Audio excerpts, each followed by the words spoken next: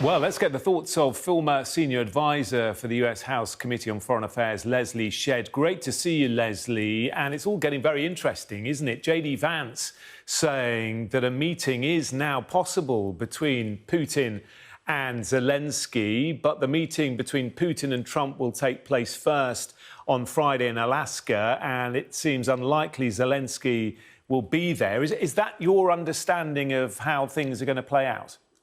I think that there are 5 days between now and Friday, and we will see what ends up happening, who's in the room and who is not. All of that to be said, though, the president has been having conversations with Ukrainians and with the Europeans for months about what a negotiated end to this war could look like.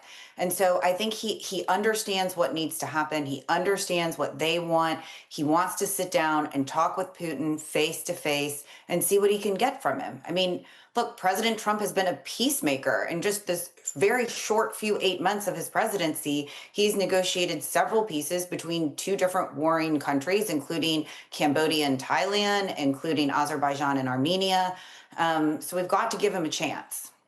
Yeah, I mean, he also said he'd sort out the Ukraine situation on day one of his presidency, didn't he? But that's a long time ago now.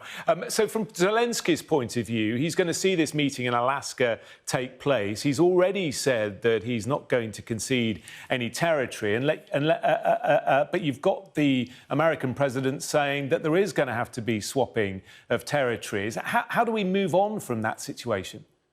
So I think, first of all, what the president wants and what Europeans want and Ukrainians want is a permanent end to this war, a permanent end, not even just a ceasefire.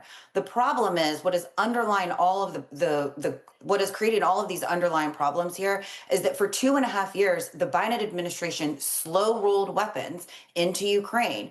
And that created conditions where Putin was able to entrench himself in these occupied territories. So that is making everything very difficult. I think right now, though, it is very premature for us to try to decide what will or will not be in a final deal. And I think a lot of that is going to be dependent upon, yes, what happens in this room in Alaska on Friday, but also further negotiations that do include Europe and Ukraine.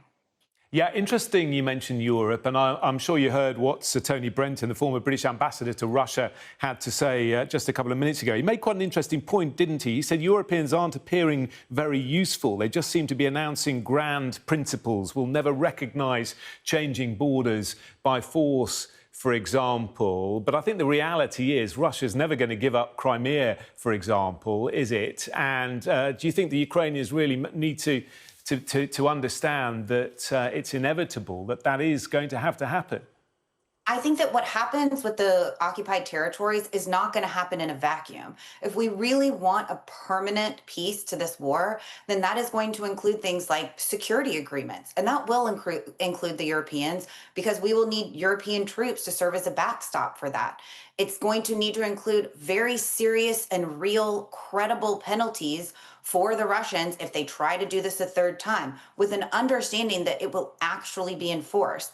And it will need to include weapons continuing to flow to Ukraine. Those will all be a crucial aspect as well of whatever is a lasting and permanent peace.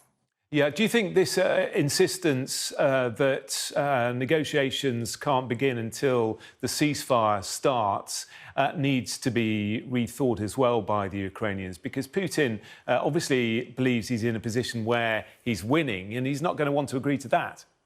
Look, I think, and sometimes in negotiations, it's actually better to have the two sides to have a peacemaker sit down and have individual conversation with both sides. That way you can have real substantive conversations with both of them. And that would lead to a much more productive conversations when you bring everybody together. So as much as I would love to see a ceasefire, I would love to see it immediately. I know the Ukrainians would as well. Right now, what we are trying to do is figure out what can be accomplished if a ceasefire can be accomplished. And you've got to give President Trump the opportunity to do that, because he's the only person, I believe, that can really get that done right now. Leslie, we've had a lot of breaking news here this afternoon. I'm sorry we haven't got longer to talk, but we really appreciate your input. Thank you very much. Leslie Shedd there. Thank you, Jonathan.